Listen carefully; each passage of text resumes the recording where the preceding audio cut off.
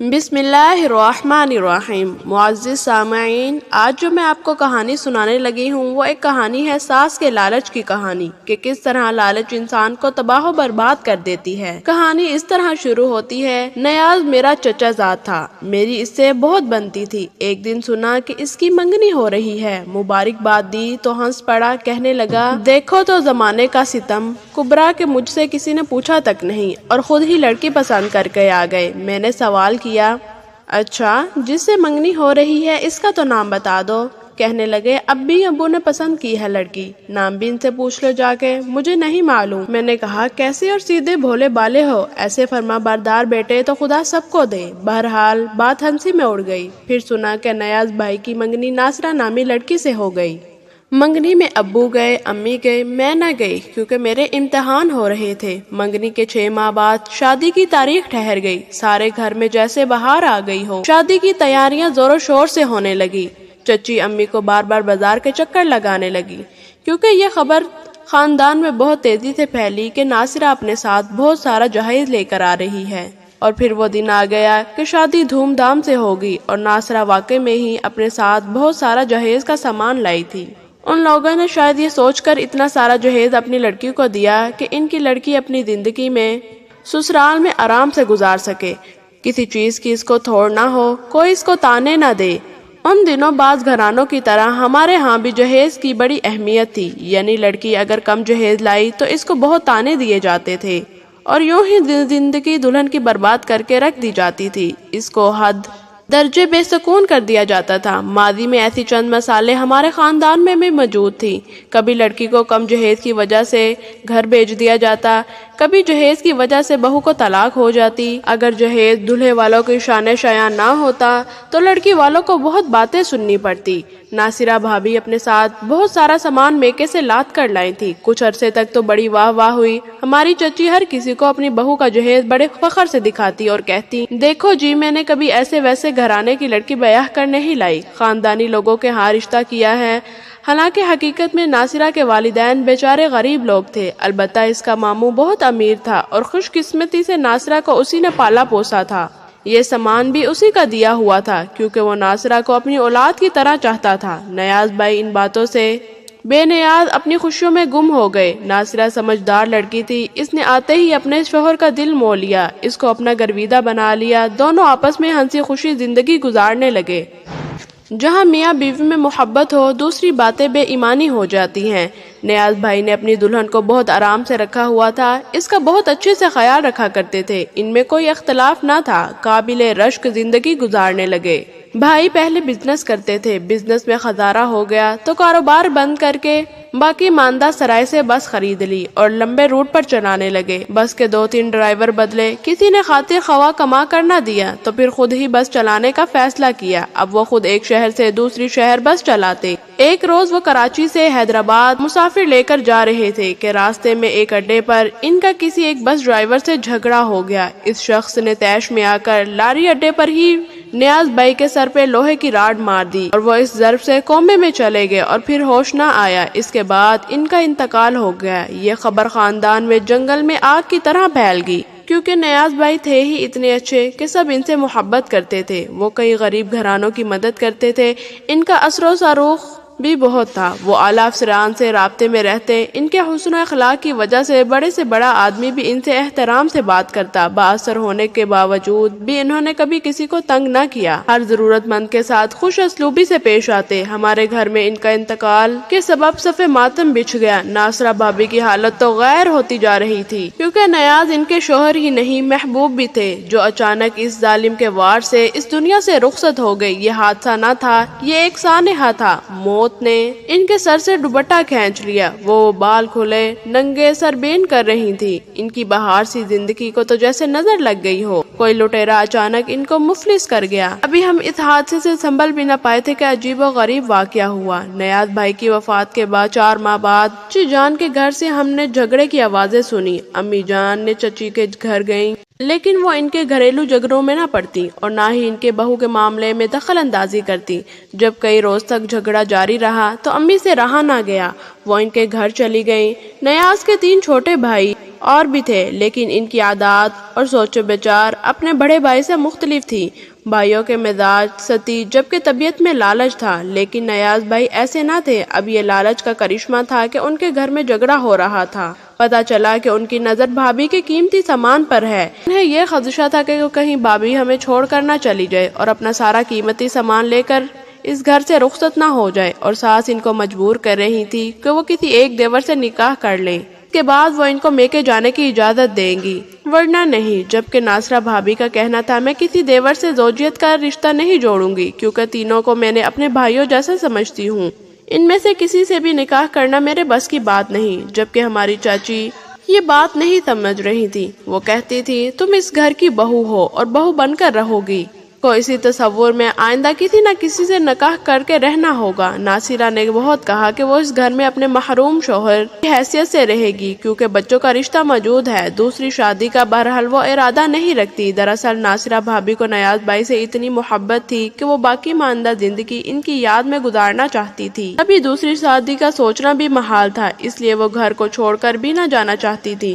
3 بچوں کا ساتھ تھا، لیکن ہماری چاچی کے دل میں یہ بات نہ جانے کیوں نہیں آتی تھی۔ انہیں کیا خوف تھا کہ بہو کو کسی پل چین نہ لینے دیتی۔ امی ابو نے بہت سمجھایا مگر چچی کی سمجھ میں کچھ نہ آیا۔ اب ان کے گھر کا معاملہ تھا، کوئی کیا کر سکتا ہے۔ اب ناصرہ بھابھی کی عدت ختم ہونے والی تھی کہ ان کے میکے والے آئے اور ان دیکھا ان کی بیٹی افسردہ ہے، اور وہ کہنے لگے کہ ناصرہ کو چند دن میکے میں رہنے دیں، شاید اس کا دل ہلکان ہو جائے۔ لیکن میری چچی نے صاف انکار کر دیا۔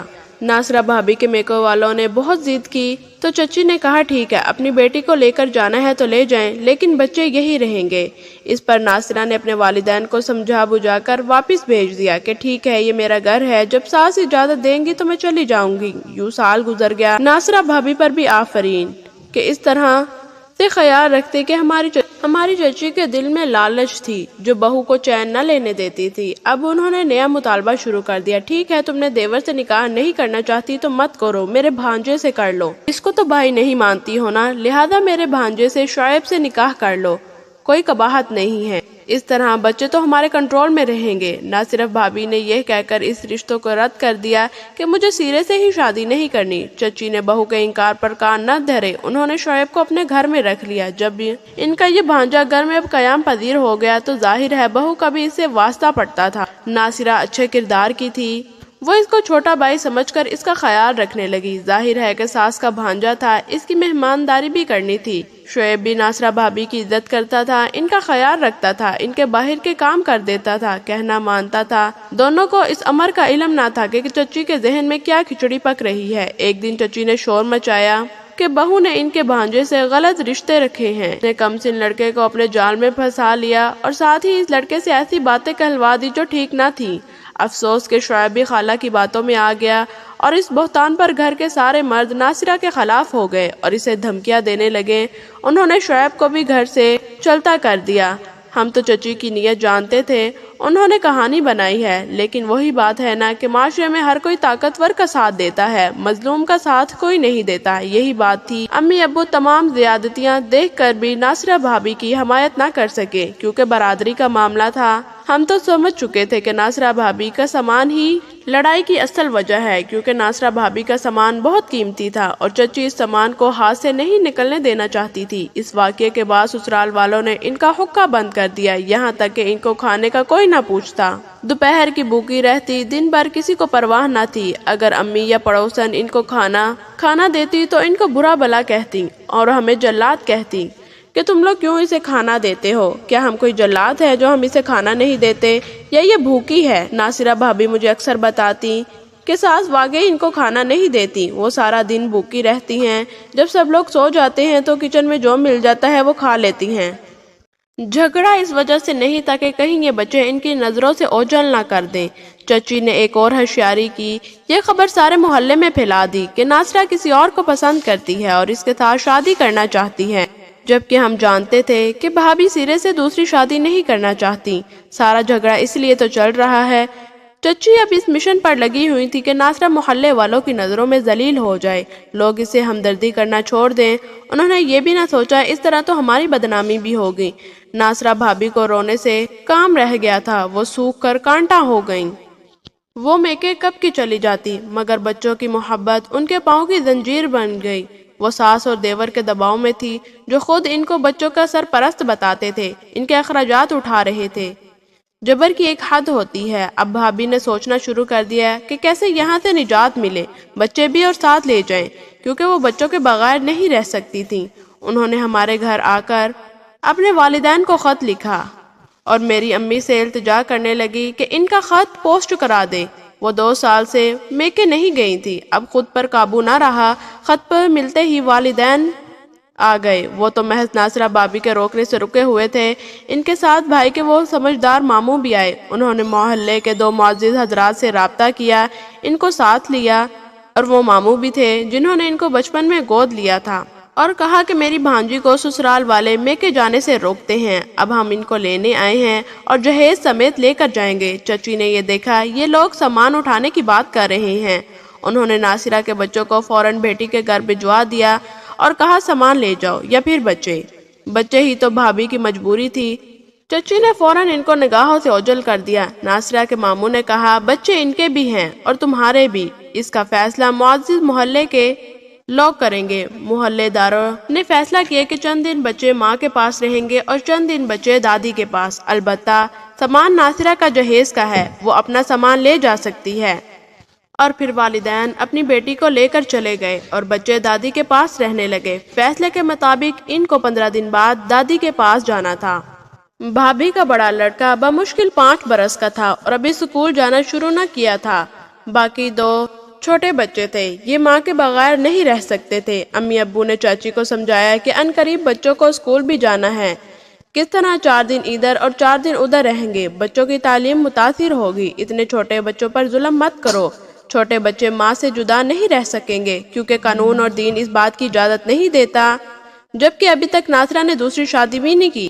اگر وہ دوسری شادی کرتی تو اس سے تم بچوں کو چھین سکتی تھی، لیکن تم اب یہ نہیں کر سکتی۔ ہماری چچی نے یہ جواب دیا کہ ٹھیک ہے، اگر ہم قانونی طور پر بچے رکھنے کے حقدار نہیں ہیں، کورس لے کر جا لیں گے۔ ان کے ماموں سے ناصرہ کا تڑپنا دیکھا نہیں جا رہا تھا۔ چند روز بعد وہ بچے لینے آئے تو انہوں نے حوالے کرنے سے انکار کر دیا۔ وہ میرے ابو کے پاس آئے، میرے ابو نے کہا بھائی میں کچھ نہیں کر سکتا، میں صرف اپنے بھائی کو سمجھا سکتا ہوں، ان کی بیوی سے بات منوانا میرے بس کی بات نہیں۔ یہ سارا فساد ڈھالا ہوا میری بھاوج کا ہے، اب سرپرستی کا کیس ڈال دیں۔ بھابھی ناصرہ کے والد اور ماموں جو ان شب کا کیس اسی وجہ سے نہیں ڈالنا چاہتے تھے کہ مقدمہ لڑنے میں جو خاری ہے وہ بھی ایک عذاب تھا۔ کچھ خبر نہ تھی کہ انصاف ملے گا یا نہیں اور کتنی مدت تک خواری بھگتنی پڑے گی۔ ادھر ناصرہ بھابھی بھی خوف زدہ تھی کہ ضدی دادی کی وجہ سے کہیں ان کے بچے مار کھا ہی نہ جائیں، کیونکہ ان کی صحیح دیکھ بھال تو صرف ماں ہی کر سکتی ہے، دادی کو تو بس سامان کا لالچ تھا۔ ناصرہ کے والدین نے کہا آپ میری ساس کو سارا سامان واپس کر دیں اور میرے بچے ان سے لے آئیں، تو وہ لوگ راضی نہ ہوئے۔ لیکن جب اسی سال چھوٹے بچے کی موت واقع ہو گئی اور اطلاع بھابھی کے میکے سے ہوئی تو وہ روتے پیٹتے پہنچے، اور 2 دن بعد انہوں نے سارا ٹرک بھی چاچی کو پہنچا دیا۔ جب سارا سامان ٹرک سے اتار لیا گیا تو چچی نے ہار مان لی، دونوں بچے ان کے حوالے کر دیے۔ اب خود بھی ان کو سنبھالنے سے مشکل ہو رہی تھی انہیں۔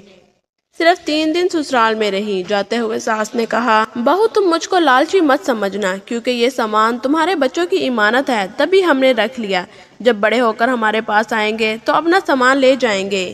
یہ عجیب سی بات سن کر سب لوگ حیران رہ گئے۔ وقت گزرتا گیا، ناصرہ نے صبر کر لیا، بچے بڑے ہو گئے، لیکن وہ دادی کے پاس نہ آئے، کیونکہ دادی نے اس سامان کے عوض ہی ان کا سودا کیا تھا۔ ان کی ماں کو ان کے باپ کا گھر چھوڑنے پر مجبور کیا تھا۔ انہوں نے دوسری شادی بھی نہ کی، اپنے بچوں کو سینے سے لگائے رکھا، ان کی پرورش میں مصروف رہی۔ اگر ان کو دوسری شادی کرنا ہوتی تو اسی وقت کر لیتی، جب بچے چھوٹے تھے۔ یہ سارا واقعہ سارے محلے والے جانتے تھے، سبھی چچی کی عزت ان کی نظروں میں نہ رہی، اب ان کو کوئی اہمیت نہیں دیتا تھا۔ آج وہ بوڑھی ہو گئی تو پوتے پوتیوں کو یاد کر کے روتی ہیں، ان کو بلاوا بیچتی ہیں، مگر وہ نہیں آتے۔ کاش وہ پہلے ہی یہ موقع سمجھ کر کوئی اچھا فیصلہ کر لیتی۔ تو یہ نوبت نہ آتی۔ افسوس ہوتا ہے ایسے لوگوں پر۔ کچھ لوگ لالچ کی وجہ سے انسانی اور قریبی رشتوں کو پسے پشت ڈال دیتے ہیں، اور کچھ ایسے بھی ہوتے ہیں جو روپیہ، پیسوں اور مادی اشیاء سب کچھ قربان کر دیتے ہیں، مگر اپنے پیارے رشتوں کو مجروح نہیں ہونے دیتے۔ ہماری چچی بھی ایسی عورت تھیں جنہوں نے بہو اور پوتوں سے زیادہ مال اور دولت کی فکر کی اور خسارے میں رہیں۔ مال دوسری بہو سے ہتھیا لیا، چھوٹے بیٹے کی شادی کر کے الگ ہو گئے، یہ تنہا رہ گئیں۔ اگرچہ ایسا نہ کرتے تو آج ناصرہ بھابی اور ان کے بچے ان کے ساتھ ہوتے، ان کا بڑھاپے میں سہارا بنتے۔ اب چچی بھی ناصرہ بھابی کو یاد کر کے روتی اور کہتی تھی، میری بہو سب سے اچھی تھی، جس کے ساتھ میں نے اچھا سلوک نہیں کیا۔ اب اس بدسلوکی کا بدلہ مجھ کو دوسری بہوؤں سے ملا ہے، جو کہ مجھ کو گھر رکھنا گوارا نہیں کرتی۔ اب ہم ان کی دیکھ بھال کرتے ہیں۔ ہماری چچی سے ان کو سبق ملتا ہے، جو کہ خود کو وقت کا سکندر سمجھتی ہیں اور یہ بھول جاتی ہیں وقت سدا ایک سا نہیں رہتا۔ ظلم و زیادتی کرنے والوں کو قدرت خود ایک دن اپنی گرفت میں جکڑ لیتی ہے۔ اگر آپ کو یہ کہانی پسند آئی تو ویڈیو کو ضرور لائک کیجیے، اپنے دوستوں کے ساتھ شیئر کیجیے، اور ہاں، اگر ابھی تک آپ نے ہمارا چینل سبسکرائب نہیں کیا تو ہمارا چینل کو سبسکرائب کر لیں۔ ملتے ہیں ایک نئی اور دلچسپ کہانی کے ساتھ۔ اللہ حافظ۔